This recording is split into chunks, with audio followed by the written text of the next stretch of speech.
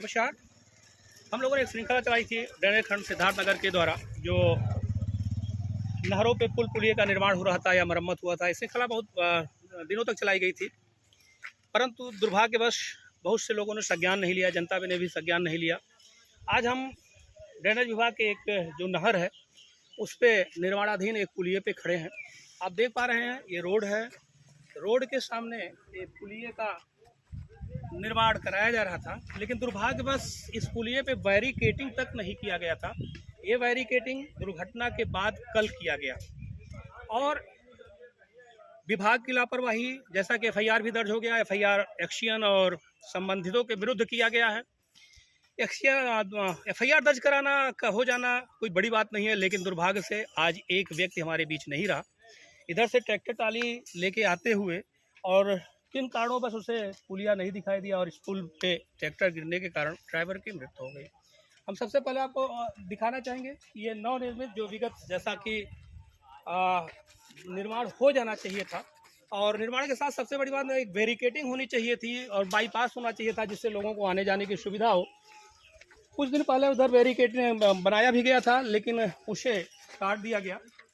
इस वीडियो को डालने का सबसे महत्वपूर्ण और मुख्य आपको अवगत कराना वास्तव में कि यह दुर्भाग्य है कि सरकार के द्वारा धन देने के बाद, सरकार के द्वारा योजनाएं चलाने के बाद, सरकार के द्वारा सारी व्यवस्था देने के बाद ज़मीनी स्तर पर वास्तव में उतनी व्यवस्थाएं हो नहीं पाती, और जिसका खामियाजा आम नागरिकों को भुगतना पड़ता है, और यहाँ तक कि उसे अपनी जान दे के इसका खामियाजा भुगतना पड़ता है। और अभी हमने जो श्रृंखला चलाई थी, एक बार फिर आपको अपडेट करना चाहेंगे कि जो श्रृंखला चलाई थी उसमें हमने दिखाया था कि बहुत से पुलियों का किस तरह निर्माण के नाम पर और मरम्मत के नाम पर लाखों लाख निकाला गया। और यहाँ तक कह सकते हैं कि भविष्य में इस पर स्थितियाँ क्या है, विभाग क्या करेगा, क्योंकि बहुत से पेपर ऐसे होते हैं कि जो दोबारा बनाए जा सकते हैं। सूचना मांगने पर विभाग सीधे कहता है कि यह बृहद है, यह सूचनाएँ नहीं दी जा सकती, और जान के सूचनाएँ रोकी जाती है जो कि आम जनता तक पहुँचे न। लेकिन जिसका परिणाम यही होता है कि ऐसी घटनाएँ होती हैं, कोई व्यक्ति अपना जान गंवा देता है। जागरूकता जनता की सबसे महत्वपूर्ण, और कहें अगर किसी भ्रष्टाचार अथवा सुधार के लिए अगर सबसे आवश्यक है तो है जागरूक होना।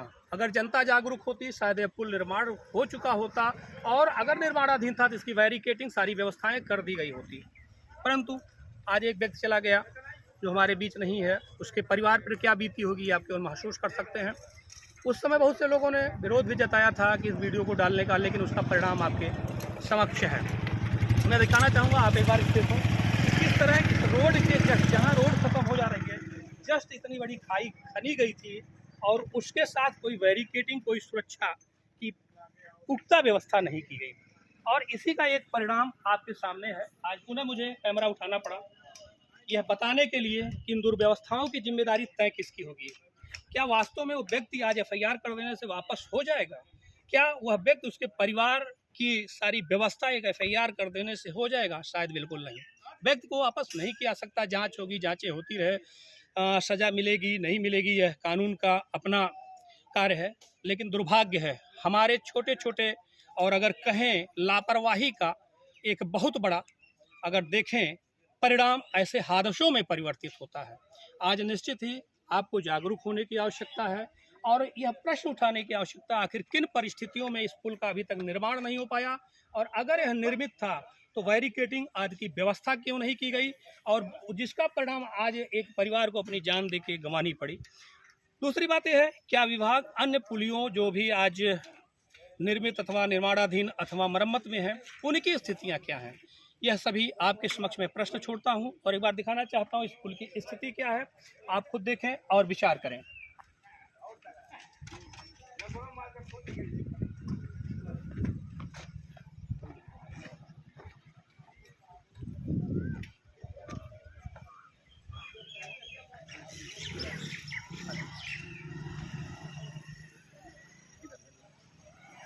मैं सामने भी दिखाना चाहूँगा, अभी सितंबर में सिद्धार्थनगर के बाणगंगा और जमींदारी नहर के संदर्भ में पुलियों के मरम्मत के नाम पर 7 करोड़ 49 लाख लगभग 83,000 रुपये की स्वीकृति प्रदान की गई थी, जिसमें सितंबर 2021 में 3 करोड़ से अधिक रुपये अवमुक्त भी किया गया। सामने भी पुलिया आपको दिखाई दे रही है, जैसे हमने सीरीज चलाए इसकी पूरी सीरीज चलाई गई थी।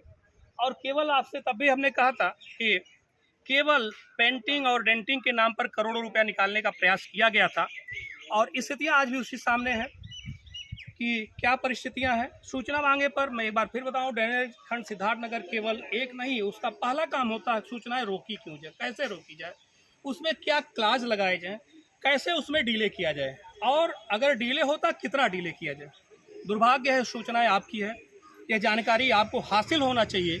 अगर विभाग किसी भी क्लास से अगर सूचनाएं रोकता है और गलत है तो निसंकोच इस पर जन सूचना अधिकार के अलावा भी और प्रावधान है, और इस पर होना भी चाहिए। मैं ज़रूर चाहूँगा आप लोग आगे बढ़ें और इसके साथ इस पे विचार करें कि ऐसी घटना की पुनरावृत्ति ना हो। धन्यवाद।